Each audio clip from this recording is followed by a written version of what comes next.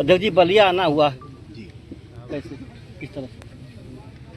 बलिया में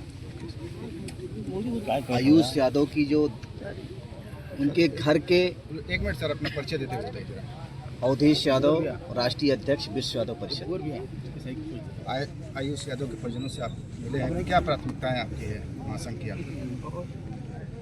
सरकार से जो हमारी मांगे हैं कि जितने भी अपराधी हैं और जिन अपराधियों को आयुष यादव ने मरते समय अपने बयान में दर्ज किया है, उनका नाम लिया है, उनका एनकाउंटर करो, उनके घरों पे बुलडोजर चलाओ और परिवार को 1 करोड़ रुपए मुआवजा दो। परिवार को एक गन शस्त्र लाइसेंस दिया जाए जिससे उनकी सुरक्षा हो सके और परिवार के प्रति सरकार का नरम रुख रहे और जो यहाँ का प्रशासन है और जो यहाँ के एसपी हैं, डीएम साहब हैं, दरोगा जी हैं, वो इस जो भी प्रकरण है इसको फास्ट ट्रैक में ले जा करके और फटाफट न्याय दिलाने का काम करें। परिजनों से आपकी बात हुई है, क्या अब तक की पुलिस की कार्रवाई से वो संतुष्ट हैं? परिजनों का कहना है कि यादव जाति की वजह से 1 हफ्ते से ज़्यादा हो गया, ना तो अपराधी पकड़े गए हैं, ना उन पर कोई कार्रवाई हुई। सिर्फ आश्वासन दिया जाता है कि बस जल्द कार्रवाई हो रही है, जल्द कार्रवाई हो रही है। इसको सुनते सुनते 1 हफ्ते से ज़्यादा हो गया। और जिस अपराधियों का नाम आयुष यादव केस में आ रहा है, इन्हीं अपराधियों के ऊपर 25 नवंबर को मंटू के ऊपर हमला करने का भी केस दर्ज हुआ और उस समय अगर यहाँ उपस्थित दरोगा ने सख्त कार्रवाई की होती तो मंटू भी जिंदा होते और आज आयुष यादव भी जिंदा होता। तो उस समय की घटना में जो प्रेजेंट दरोगा थी, अगर उन्होंने उस दोषियों पर सख्त कार्रवाई की होती तो ये अंजाम देखने को नहीं मिलता। और मैं पूरी मीडिया के सामने, अपने साथियों के सामने कह रहा हूँ कि प्रशासन बलिया और मऊ के अंदर चुस्त हो जाए, नहीं तो आने वाले समय में ये जो फरार अपराधी हैं और बड़ी घटना को अंजाम देंगे।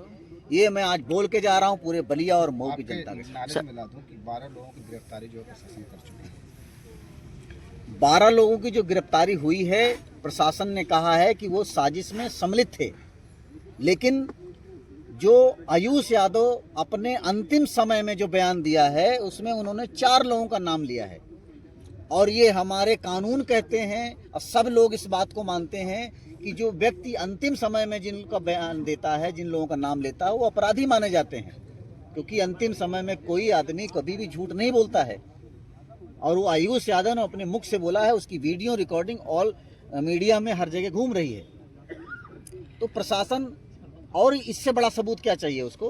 इसमें एक रोबिन सिंह मऊ में जाकर के आत्मसमर्पण किया और कुछ उसके लिए कुछ के परिजनों को जो है उठाई है पुलिस, इसमें गिरफ्तार किया। रोबिन सिंह समर्पण कर रहा है, आप लोगों ने ही उस वीडियो को सोशल मीडिया में डाला है, किस स्टाइल में वो जा रहा है और किस प्रकार समर्पण कर रहा है, ये भी संदेह के घेरे में आता है कि ऐसा अपराधी स्वयं जा करके समर्पण कर रहा है, वो भी 1 हफ्ते के बाद। ऐसे अपराधियों को इतना समय मिलता है? अगर इस स्टाइल में वो समर्पण कर रहा है तो आप समझिए कि कितना पावरफुल अपराधी है वो। सरकार क्या कर रही है, सिस्टम क्या कर रहा है, प्रशासन क्या कर रहा है? सर आरोपी के बहन का जो बयान आया है कि जिस समय आयुष की हत्या, उस समय हमारा भाई अपनी माँ के इलाज के लिए मऊ के अस्पताल में मौजूद था। देखिए, अपने बचाव के में हर व्यक्ति कोई न कोई तरीका अपनाता है, लेकिन अगर आपके ऊपर कोई हमला होता है तो क्या आप हमलावर का नाम बताएंगे या पूरे एरिया का नाम बताएंगे? उसी का नाम बताएंगे ना जिसने हमला किया है। तो आयुष यादव अपने अंतिम समय में नाम बोल के गया है, इससे ज्यादा भरोसा और क्या कर सकते हैं? सर, दलितों पिछड़ों पर इस तरह का अत्याचार कब तक ये चलेगा? सामंतवादी सरकार चल रही है उत्तर प्रदेश के अंदर, और सामंतवादी जब सरकार चलती है तो वहां पर संविधानवादी की वैल्यू नहीं होती है, सिर्फ मनुवाद और सामंतवाद ही राज कर रहा होता है। सर, योगी आदित्यनाथ जी कहते हैं कि उत्तर प्रदेश गुंडा मुक्त सरकार है, इसे आप कितना मानते हैं? अगर गुंडा मुक्त होता तो 1 ही महीने के अंदर एक ही जगह पे 2 घटनाएं हो गई और अभी तक अपराधी खुलेआम घूम रहे हैं, बुलडोजर गायब है। एनकाउंटर के लिए गोलियां नहीं हैं, अधिकारी सिर्फ छानबीन में लगे पड़े हैं। यहाँ के पुलिस अधीक्षक तो आयुष यादव को भी आरोपियों के साथ संबंधों को जो जोड़ करके बता रहे थे कि उनके उनसे संबंध थे। तो संबंध तो माननीय मुख्यमंत्री योगी जी के पास भी हैं, अपराध उनके भी थे। जब वो मुख्यमंत्री अभी मौजूद है ना, उसके पहले अपराध थे या नहीं थे, आप लोगों को मालूम है। तो अपराध तो किसी के पास 2 अपराध है, किसी के पास 3 अपराध है। तो अपराध तय नहीं करता है कि आप उसकी हत्या करवा दोगे। आप जिन्होंने आयुष यादव की हत्या किया है वो अपराधी हैं, उनका एनकाउंटर करो, उनके घरों को बुलडोजर चलाओ। और आयुष यादव के ऊपर कौन सी धाराएं लगी थी, आज के तो बकरी चोरी की धाराएं लगा देते हैं, भैंस चोरी की धारा लगा देंगे। वो धाराएं इतनी मायने नहीं रखती। आज हम जिस मुद्दे पे बात कर रहे हैं वो एक हत्या हुआ है, और ये एक तरीके से वो हत्या है जिसको आप एक तरीके से आतंक कह सकते हैं, आतंकवाद कह सकते हैं। सर अगर पीड़ित क्या मांग है सर? मांग क्या है महासंघ? हमारी विश्व यादव परिषद और पूरे हमारे समाज के सभी संगठनों की तरफ से ये मांग है कि जो भी दोषी हैं उनके खिलाफ सख्त कार्रवाई करो। अगर वो समर्पण नहीं करता तो उनका एनकाउंटर करो, उनके घरों पर बुलडोजर चलाओ, और परिवार को 1 करोड़ रुपए की आर्थिक सहायता दी जाए और शस्त्र लाइसेंस दिया जाए। सर अगर बुलडोजर चलाना सर संवैधानिक है। आगे ठोस कदम आपका क्या है? बुलडोजर जो चलाया जा रहा है संवैधानिक है। अभी तक जितने बुलडोजर चले थे वो क्या संवैधानिक थे?